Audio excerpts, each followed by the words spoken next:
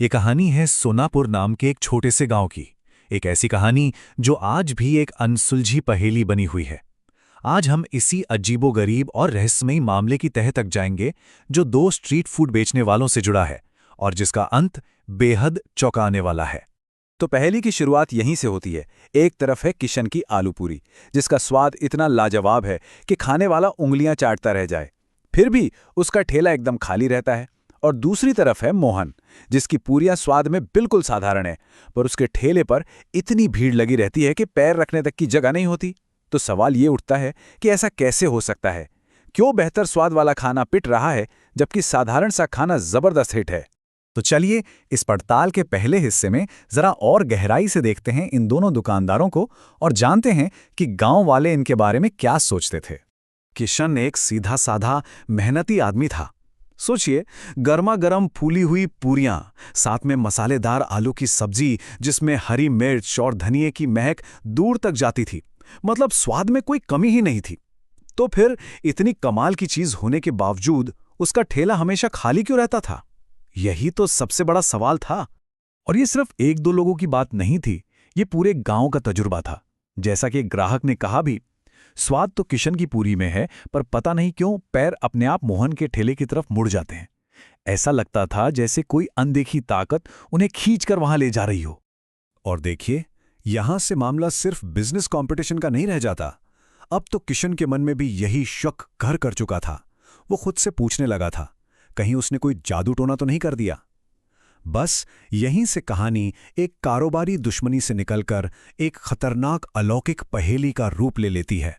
तो चलिए अब कहानी के दूसरे और शायद सबसे अहम किरदार मोहन की दुनिया में झांकते हैं, जहां एक खुफिया बातचीत से इस रहस्य का पहला बड़ा सुराग मिलता है। और ये जो भी हो रहा है, इसका एक खास कनेक्शन है अमावस्या की रात से। हिंदू कैलेंडर में अमावस्या की रात को, मतलब नई चांद की रात को, अक्सर खास रस्मों और कुछ रहस्यमयी ताकतों से जोड़कर देखा जाता है। ये बात आगे होने वाली घटनाओं को और भी ज्यादा संगीन बना देती है। और इस रहस्य की पहली परत खोलती है खुद मोहन की पत्नी, जब वो उससे एक बड़ा ही अजीब सवाल करती है। वो पूछती है कि हर अमावस्या को ठीक 13 किलो चिकन ही क्यों पकाया जाता है, कम या ज्यादा क्यों नहीं? ये सवाल अपने आप में बहुत अजीब था। 13 किलो, सोचिए, ठीक 13 किलो, ना 1 किलो कम ना 1 किलो ज्यादा। ये नंबर, ये अजीब सी मांग, यही इस पूरे खेल के सेंटर में है। इतनी अजीब बात की इसे नजरअंदाज करना नामुमकिन था। और फिर मोहन जो जवाब देता है वो रोंगटे खड़े कर देने वाला है। वो अपनी पत्नी से कहता है कि ये चिकन किसी चीज के लिए है, और अगर उसे ये भोग नहीं दिया गया तो वो उन दोनों को ही खा जाएगा। मतलब साफ था, इस खेल में कोई बहुत खतरनाक, कोई अलौकिक शक्ति शामिल थी। अब इस उलझी हुई कहानी में एंट्री होती है दो नए किरदारों की। शहर से आया एक जोड़ा जो इस मामले को बाहरी लोगों की नजर से देखेगा और हमें एक बिल्कुल नया एंगल देगा। राकेश और नेहा, शहर से आए एक आम कपल, बस गांव घूमने आए थे और एक अच्छा सा नाश्ता करना चाहते थे। उन्हें क्या पता था कि वो एक ऐसे रहस्य में फंसने वाले हैं जिससे निकलना नामुमकिन होगा। और देखिए, पहली बार में उन्होंने वही किया जो कोई भी समझदार इंसान करता। मोहन के ठेले पर भीड़ देखी तो किशन के साफ सुथरे खाली ठेले पर चले गए। खाना खाया तो हैरान रह गए, इतना बढ़िया स्वाद था। लेकिन जैसे ही किशन ने उन्हें जादू टोने की बात बताई तो वो दोनों हंस दिए। भाई, शहर के पढ़े लिखे लोग थे, इन सब बातों को अंधविश्वास ही तो मानेंगे। लेकिन अगली सुबह जो हुआ, उसने उनके सारे तर्क, सारी समझदारी को हिला कर रख दिया। उन्होंने तय किया था कि वो किशन के पास ही जाएंगे, पर उनके कदम अपने आप मोहन के ठेले की तरफ मुड़ने लगे। एक अजीब सी, एक अनजानी ताकत उन्हें खींच रही थी और वो कुछ नहीं कर पा रहे थे। उसी पल उनके लिए ये कहानी अंधविश्वास से हकीकत बन गई।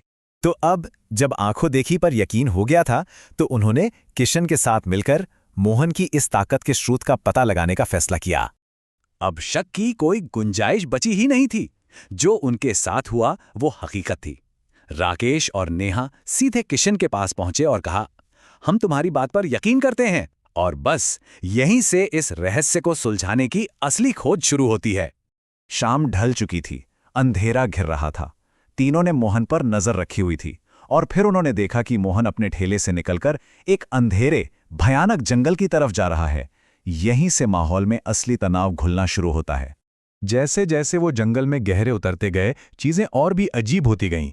अचानक बर्फीली हवा चलने लगी, फिर हवा में कच्चे चिकन की तेज गंध आने लगी, और फिर उन्हें दूर से किसी के मंत्र पढ़ने की धीमी, डरावनी आवाज सुनाई दी।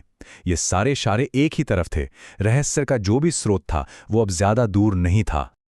और अब कहानी अपने सबसे अहम, सबसे खौफनाक मोड़ पर पहुंचती है, जब ये तीनों जांचकर्ता आखिरकार उस रहस्य के स्रोत से टकराते हैं। और सारे सुराग, वो ठंडी हवा, वो चिकन की गंध, वो मंत्रों की आवाज, सब उन्हें एक पुरानी अंधेरी गुफा के मुहाने पर ले आए। मोहन के मंत्र जाप की आवाज अब और भी साफ थी। जो भी राज था वो उसी गुफा के अंदर था। गुफा के मुंह पर आकर वो एक पल के लिए ठिठक गए। अंदर घना अंधेरा था। नेहा का डरना लाजमी था। उसने कहा भी, चलो वापस चलते हैं। लेकिन राकेश जानता था अब पीछे हटने का कोई रास्ता नहीं है। ये वो पल था जब उन्हें फैसला करना था कि क्या वो इस राज को बेनकाब करेंगे, चाहे इसका अंजाम कुछ भी हो। और फिर वो तीनों उस गुफा के अंधेरे में समा गए, जिसके बाद उन्हें फिर कभी किसी ने नहीं देखा। उनकी जांच का एक चौंकाने वाला और अधूरा अंत हो गया। तो आखिर में हुआ क्या? नतीजा बेहद सीधा और डरावना है। जो लोग सच जानने निकले थे, किशन, राकेश और नेहा, वो हमेशा के लिए गायब हो गए। मोहन का राज वो राज ही रह गया, और उसका धंधा वो पहले से भी ज्यादा चमक उठा। और इस कहानी के अंत में हमारे पास जवाब नहीं, बल्कि और गहरे सवाल हैं। उस गुफा के अंदर उन तीनों के साथ असल में हुआ क्या था?